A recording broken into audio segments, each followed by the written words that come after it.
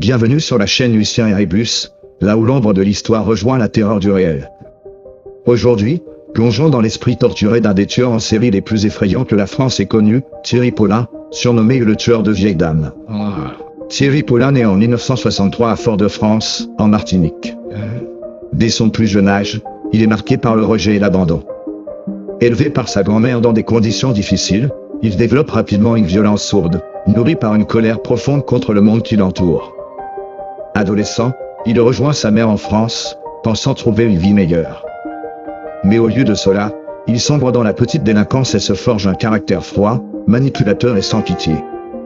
Son obsession pour l'argent facile et le luxe commence à dicter ses choix. Paris, année 1980. Paulin traîne dans les milieux nocturnes de Pigalle et du Marais. Charismatique, flamboyant, il aime le spectacle, le champagne et la coque. Mais cette vie de paillettes a un coût, et pour assouvir ses besoins, il est prêt à tout. Entre 1984 et 1987, il s'attaque aux plus vulnérables, des femmes âgées, seules, souvent isolées dans leurs appartements parisiens. Il les épie, les suit, puis frappe avec une sauvagerie inouïe. Il étrangle, étouffe, poignarde.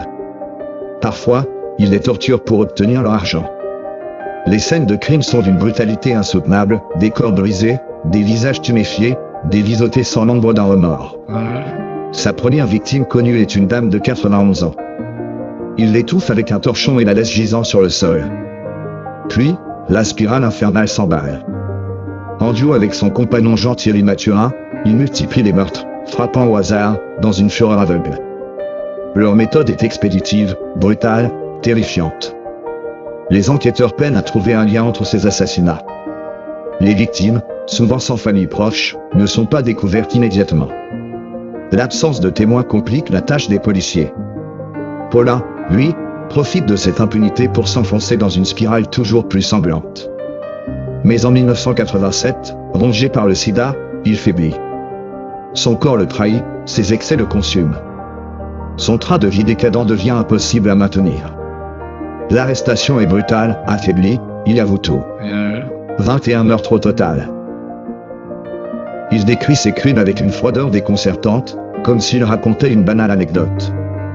Mais la justice ne pourra jamais le juger.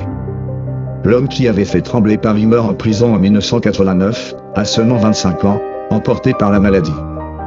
Thierry Paulin restera comme l'un des tueurs en série les plus glaçants de l'histoire criminelle française. Son regard vide, son absence totale de remords et sa soif de violence ont marqué les annales du crime. Et vous, que pensez-vous de cette affaire ? Laissez votre avis en commentaire, et surtout, abonnez-vous pour d'autres histoires aussi effrayantes que réelles. Ici Lucien et Rébus, et souvenez-vous, le pire des monstres se cache parfois sous le masque du banal.